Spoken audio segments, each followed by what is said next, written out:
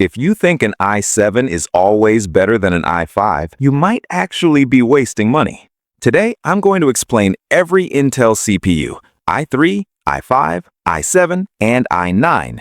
No confusing technical language, no overwhelming specs, just simple logic so you never overpay again. First, understand one important thing. i3, i5, i7, and i9 are not speed levels. They are performance categories.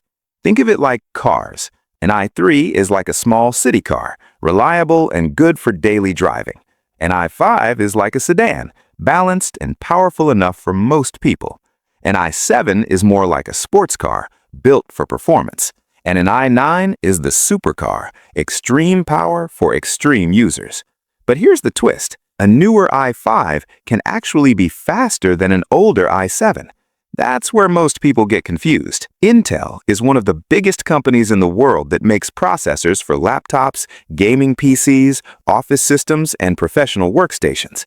They divide their CPUs into different tiers to make it easier for buyers to choose based on their needs. Let's start with the i3. The Intel Core i3 is the entry-level option. It's made for basic tasks like browsing the internet, watching YouTube, attending online classes, using Microsoft Office, and light multitasking. If you're a student or someone who just needs a computer for everyday work, an i3 is usually enough. However, it's not designed for heavy gaming, 4K video editing, or running multiple demanding applications at once. It's affordable and power efficient, but it has limits. Now let's talk about the i5, which is the most popular and safest choice for most people. The Intel Core i5 offers a strong balance between price and performance. It's powerful enough for gaming, content creation, programming, editing videos, and multitasking smoothly.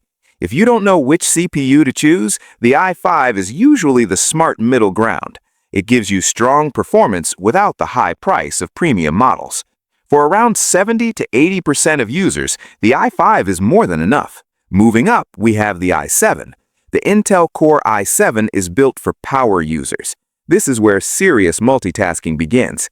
It has more cores and threads, which means it can handle heavy gaming, professional video editing, 3D rendering, engineering software, and demanding creative workloads much better. If the i5 is a sports car, the i7 is a race car. But here's the truth. Most average users don't actually need an i7. Many people buy it just because it sounds powerful, not because they truly use that level of performance. And finally, we have the i9.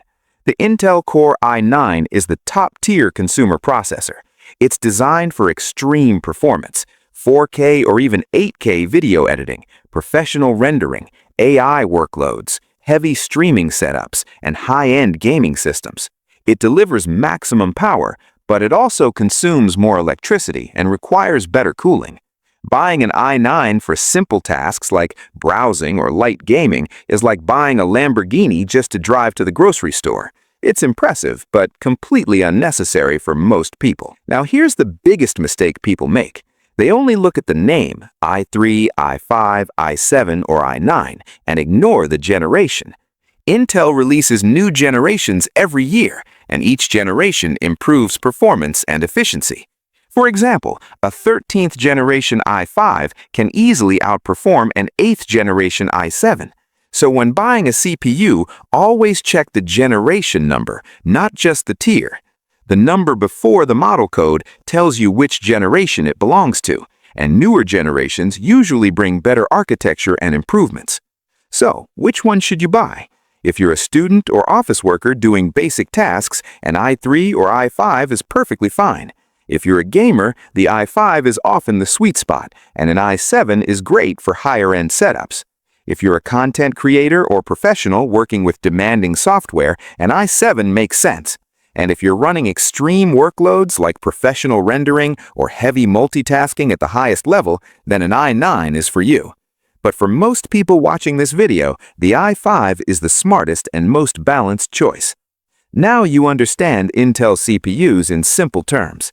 Next time someone tells you to just buy an i7, you'll actually know whether you need it or not. And that's how you make smarter tech decisions without wasting money.